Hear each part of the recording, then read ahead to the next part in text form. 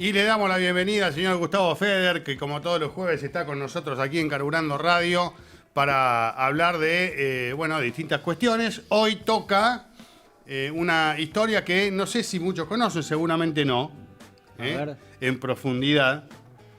De que, yo lo voy a titular. Sí, dale. Si me permitís, claro, ya te doy el pie. por supuesto. Buen día. Buen día. Todo. ¿Cómo andás? ¿Bien? Todo bien. ¿Hubo un Alfa Romeo argentino? Sí, Epa. sí, señor. Viene por ahí el tema. Viste que muchas veces hablamos que en Argentina han pasado cosas curiosas con la industria automotriz, ¿no? Marcas que por ahí se hicieron solamente en Argentina de manera oficial, con licencias muy particulares y demás. Bueno, acá es una curiosidad porque si bien es cierto que el origen del auto es Alfa Romeo, el auto no fue un Alfa Romeo oficial. O Fue un Alfa Romeo argentino que no se llamó Alfa Romeo. Claro, que se trató de ocultar de algún modo que fuese Alfa Romeo. La propia Alfa Romeo en realidad pidió eso, ¿no? Claro. No digas que este auto es un Alfa Romeo. Claro. Así que bueno, ¿de qué se trata? En realidad del Kaiser Bergantín, ¿no? Vamos a remontarnos, acá lo estamos viendo, Mira. a 1960 y un poquito antes también. Recordemos que este auto lo fabricó Industrias Kaiser Argentina, que había comenzado a producir en nuestro país en 1956. Kaiser era una empresa de origen norteamericano y como tal tenía vehículos del típico porte del mercado estadounidense. Acá se fabricaba el Jeep, se fabricaba la estanciera y el Kaiser Caravela, que hemos hablado en alguna oportunidad. Sí. Era un vehículo grande, Sí, sí. ¿no? Y entonces, cuando se empieza a ver que van a ir llegando paulatinamente rivales de peso a competirle a ICA, que hasta ese momento tenía, no diría el monopolio, pero la empresa más fuerte que producía y comercializaba en Argentina, entonces James McLeod, que era el director de la compañía en nuestro país, entendió que era necesario llegar a algún tipo de acuerdo con algún fabricante europeo para poder producir en el país un auto mediano, ¿no? Para un público que no encontraba en el Caravela Claro. ese vehículo cómodo de bajo consumo citadino y que necesitaba entonces una respuesta a esa necesidad. Como en Estados Unidos Kaiser no fabricaba nada de esa naturaleza y aparte se estaba retirando del mercado de los automóviles de pasajeros, bueno, McLeod viaja a Europa, tiene entrevistas con gente de Peugeot, con gente de Simca, con gente de Roots, que era una fábrica de origen inglés, y finalmente hace un acuerdo con Alfa Romeo. Alfa Romeo producía un sedán, que es el 1900, o que fue el 1900, y que había sido, acá lo estamos viendo, que había sido discontinuado en 1958, ¿no? Y entonces McLeod encontró una oportunidad de traer las matrices de este auto a la Argentina, todo el herramental necesario para poder fabricar la carrocería, pero con una diferencia. No se le podía poner el motor 1900 del Alfa Romeo, porque no se lo podía fabricar y mucho menos importar. Por lo tanto, había que ser un tipo de solución de compromiso. ¿Y cuál fue?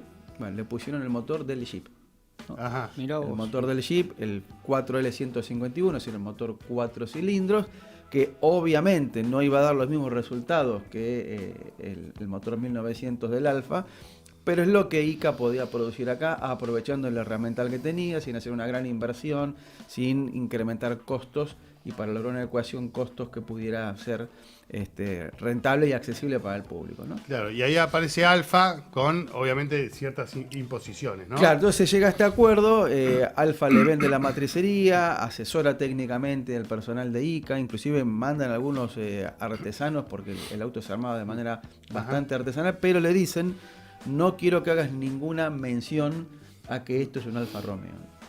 Trata de disimularlo y no lo pongas en el nombre, ¿no? Entonces, la denominación es Kaiser 20. Si vemos lo que se tuvo que hacer en el departamento de estilo, que ya tenía ICA tempranamente, es tapar el frontal, ¿no? Claro, porque el Alfa Romeo, claro. el frente del Alfa Romeo, Marca registrada. claro, con esas 3 aberturas, es inocultable, ¿no? Entonces, ¿qué tuvo que hacer la gente de diseño? Bueno, crearle esta parrilla de 2 piezas, ¿no? Una parte inferior horizontal que tapaba las 2 aberturas horizontales, y ahí arriba esa cosa que queda arbitraria. ¿Por qué tiene esa otra? Bueno, era justamente para tapar la abertura vertical, ¿sí? Claro, ¿podemos poner el Alfa de nuevo? El Alfa Romeo otra vez para comparar las dos. Ahí Mirá, está, ¿ves? Llegaba hasta ahí arriba. Había que ocultar eso, ¿no? Entonces, bueno, la gente del departamento de estilo tuvo que trabajar para ocultar el origen Alfa, ¿no? Como en esa época no había redes sociales ni manera de que algunos dijeran, che, pero Claro. en realidad es un Alfa que está oculto. Sí. Muy pocos sabían que el origen de este auto venía de ese modelo, ¿no? Pero Tampoco bueno, como se dice ahora, se corrió la bola de que era un Alfa encubierto acá en el mercado argentino. no tengo... Mirá, Justamente en la las notas de comunicación funcionaba de época, otra manera. Tendría la en las- información de que en las había un revistas Alfa. de época no se hizo mención de eso, así que posiblemente esa información habrá circulado, pero no Fuera de lo mediático. Sí, claro, no ha tenido la popularidad que por ahí hubiese... en realidad no le hubiese jugado en contra. Lo hubiesen ¿no? jugado a favor, por Lo eso hubiese creo jugado que a favor. hubiesen vendido más. Claro. Si decían, mira, este es un Alfa Romeo, pero... El Alfa argentino. Exactamente. Vendía, seguro vendía más. Pero bueno, la gente de Alfa, tal vez No querían vincular. pensemos Claro. que ICA es una empresa nueva, que Argentina recién estaba empezando a fabricar autos, no teníamos historia como por ahí tenemos en la actualidad, y posiblemente Alfa Romeo, por una cuestión, no lo sabemos, esto es solamente especulación, tal vez de desconfianza de qué iba a pasar Claro, exacto. con el nombre de ellos, ¿no? Ya que ellos no iban a estar controlando, no era una licencia como después pasó con Renault o con American Motors cuando Claro. licenciaron los Rambler y los modelos del rombo.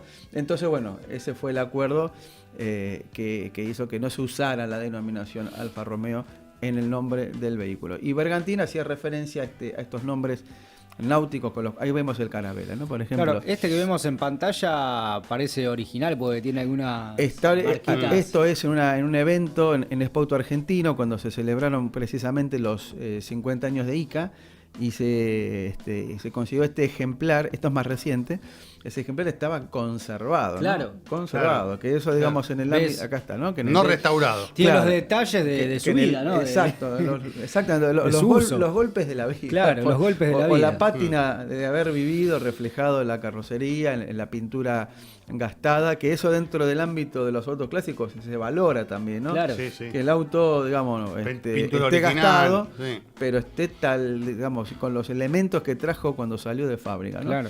Así que bueno, ICA lanza este auto en mayo de 1960, cuando ya estaban radicándose las marcas europeas, ¿no?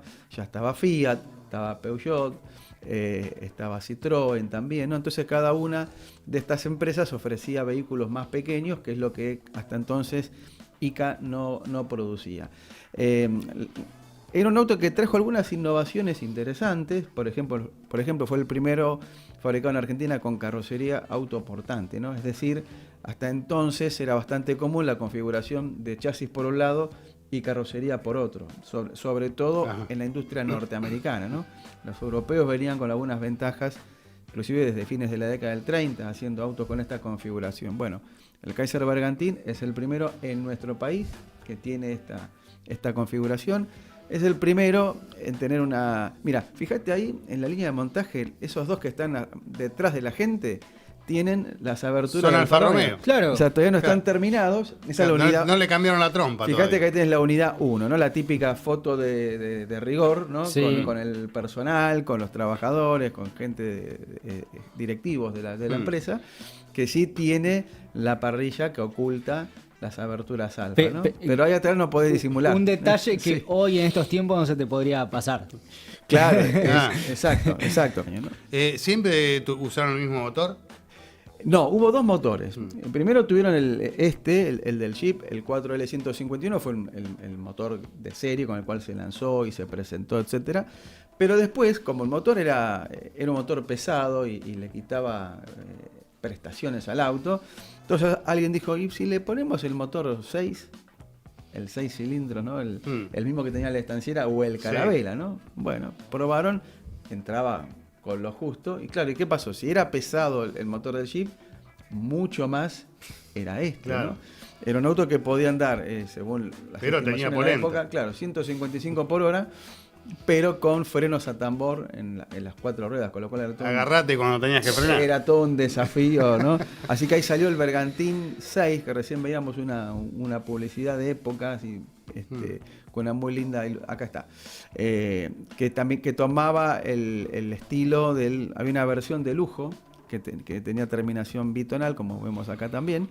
Y fíjate que lo ponen ahí en un box de un autódromo, como diciendo, bueno, con este podemos salir Sí, este es pistero. a competir. Pero claro, el problema que tenía era el peso que hacía difícil su estabilidad y la posibilidad de controlarlo cuando desarrollaba velocidades importantes, ¿no? Pero bueno, lo que nos muestra esto es que en muchos casos la industria tiene que adoptar soluciones de compromiso como para poder cumplir con una demanda, pero sin tener todos los recursos a disposición. La realidad es que el Bergantín, en términos de demanda, en términos de producción y ventas, no logró su objetivo. ICA había calculado una producción anual de unas 16.000 unidades y estuvo en las líneas de montaje de Santa Isabel apenas, fíjate quién está ahí, ¿no? Juan Manuel. Sí. Como siempre acompañando el otro James McLeod, que era quien presidía Industrias Kaiser Argentina, fueron muy amigos y bueno, Fangio siempre acompañando a ICA, ¿no?